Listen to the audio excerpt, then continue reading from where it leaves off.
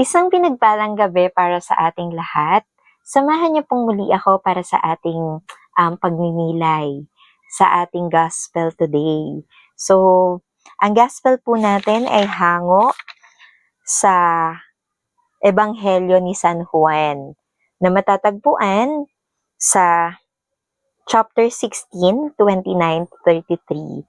So sa ebanghelyo po natin na maririnig ngayon, sinabi ni Kuya Jesus na lakasan niyo ang loob ninyo na pagtagumpayan ko na ang mundo. Napakaganda ng mga salitang ito. Paalala para sa atin na minsan sa buhay, dumarating yung problema, yung pagod, yung luha natin, yung mga pagsubok na tila gusto tayong pabagsakin pang araw-araw. May mga pagkakataong pakiramdam nga natin tayo ay nag-iisa. Pero tulad ng pangako ni Kuya Jesus na napagtagumpayan niya na ang lahat ng mga pangyayari dito sa mundo. Kaya ang kailangan natin ay lakasan natin ang ating mga kalooban. Tulad ng pangako ni Kuya Jesus, hindi niya naman tayo iiwan. Actually, paalala rin sa atin yung patungkol sa kapayapaan.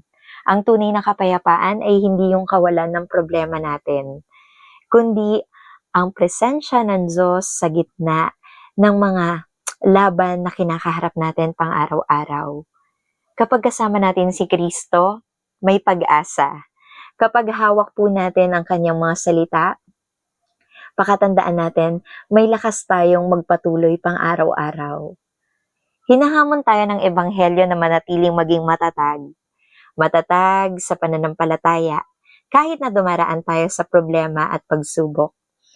Hindi sapat na kilala lang po natin si Jesus sa salita. Kailangan natin siyang pagkatiwalaan, lalo na sa mga panahon ng takot, pagod, at saka po yung mga panghihina. At bilang Kristiyano, ang hamon sa atin ay, una, magtiwala sa Diyos kahit hindi natin nauunawaan ang mga nangyayari sa atin. Pangalawa, yung huwag tayong sumuko sa gitna ng mga problema. At pangatlo, piliin nating manatiling may pananampalataya at pag-asa araw-araw.